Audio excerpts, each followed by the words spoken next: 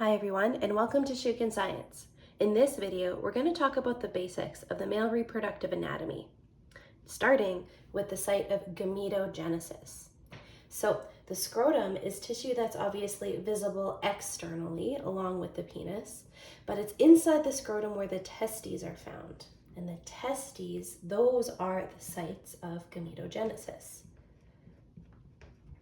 Now, the male gamete, of course, is a sperm cell, and basically the entire male reproductive system is designed to make lots of sperm, to get it out of the body, and to give it a little boost to make sure that it can survive outside of the body in its journey to find an egg in the female reproductive tract. So in the testes is really where all the important processes happen in terms of sperm development or gametogenesis. And if we take a closer look at this tissue, we're going to see that it's actually made up of lots of tiny coiled tubes. And those tiny coiled tubes increase the surface area available to make sperm cells. So those tubes, by the way, are known as seminiferous tubules.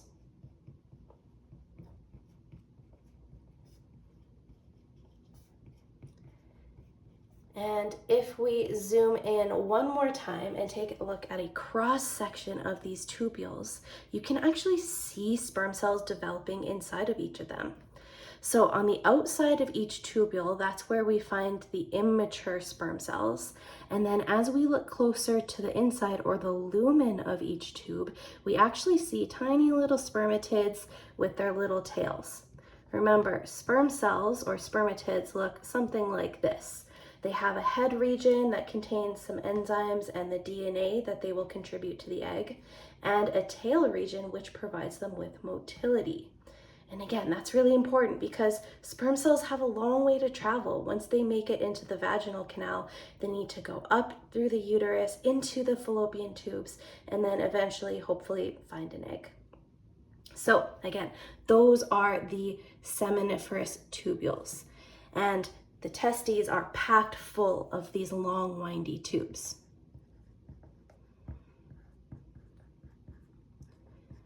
Inside the testes, though, if we take a closer look at this cross section, we're also going to find cells that help support sperm as they're developing.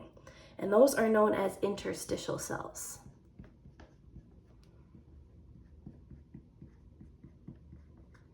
Sometimes also known as Leydig cells, depending on which textbook you're looking at.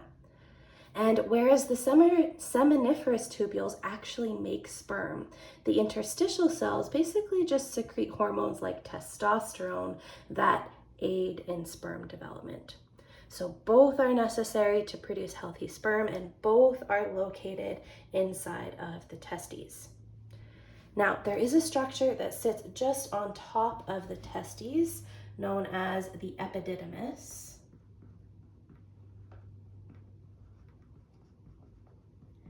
And once these sperm cells are matured, they're actually going to go into the epididymis to gain their motility. So they're not fully ready to be released until they've spent a little bit of time in this structure here, which sits just on top of the testes. Once they've gained their motility, then they can actually leave the testes through these tubes here, known as the vas deferens, or sometimes also called the ductus deferens.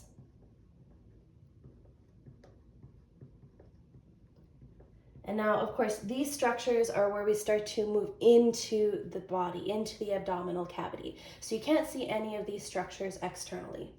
And there's actually a reason why the testes dangle outside of the body. The job of the scrotum, the tissue that surrounds the testes, is actually to regulate the temperature inside of these structures. And it turns out that sperm cells need a slightly lower temperature than what is inside of our bodies in order to develop properly. So that's why the testes actually hang slightly outside as opposed to the rest of the reproductive anatomy, which is obviously tucked inside. So again, once those sperm cells have been produced and they have been given some time to fully mature and gain their motility inside of the epididymis, then they will leave through the vas deferens.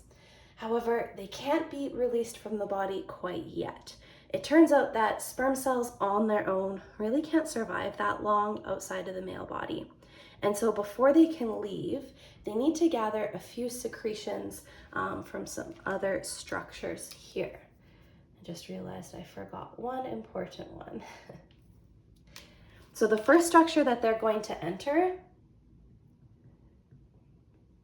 are these long, narrow structures known as the seminal vesicles.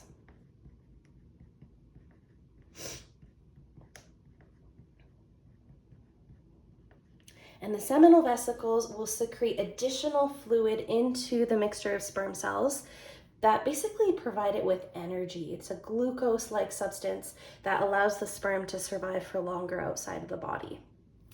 And then once they move through the seminal vesicles, those sperm cells and their new other fluid mixture is going to pass through another gland called the prostate gland. The prostate also secretes fluids to mix in with the sperm cells and the glucose. However, the fluid it contributes is more of a buffer, basically to help counteract the environment of the vaginal canal, which is slightly acidic. And that's actually a good thing because it helps prevent infection. But of course, we don't want the sperm cells to be destroyed by those acids, so that's where the prostate comes in. And then the last gland that they are going to receive a contribution from is this tiny little gland right below the prostate, known as the Cowper's gland. Sometimes also referred to as the bulbourethral gland. The job of the Cowper's gland is to secrete basically a substance, a surfactant, to prevent the sperm cells from drying out. So almost a mucus-like substance to prevent drying out outside of the body. So once the sperm cells have received fluids from the prostate, the seminal vesicles, and the Cowper's gland, now finally the sperm has what it needs to potentially survive in the environment of the female reproductive tract until it can find an egg. So then it's ready to be released, and it's going to leave through the opening in the penis, which is our second external structure. And the opening it leaves through is known as the urethra. Now, the job of the penis, sorry guys, is really just to get the sperm cells closer to the egg. It's trying to increase the chances of the sperm finding the egg, whereas the urethra, it's meant to just release the sperm. So really all the important stuff is happening in places you can't really see it. Spermatogenesis is taking place inside of these seminiferous tubules. All those secretions are taking place inside of the body. And then once the sperm leaves through the urethra, well, then it's on its own. Now, one last thing, just a quick comparison in terms of the male and female reproductive anatomies. You'll notice that I have some other structures here kind of colored in green. They're not technically part of reproduction. However, they contribute to the contents of the urethra. So in males, the urethra not only serves to carry semen away from the body, but it also carries urine out of the body as well. And so these tubes here, those are the ureters, and they connect to the kidneys. So they will actually take urine from the kidneys and deliver it for storage in the bladder. And then once that is ready to be released, it also exits through the urethra.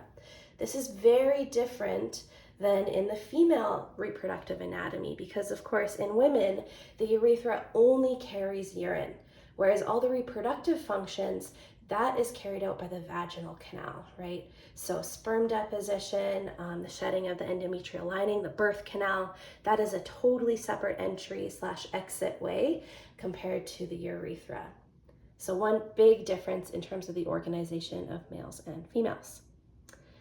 All right, I hope that was helpful. If you want to learn a little bit more about how this spermatogenesis process happens in the seminiferous tubules, then check out my next video.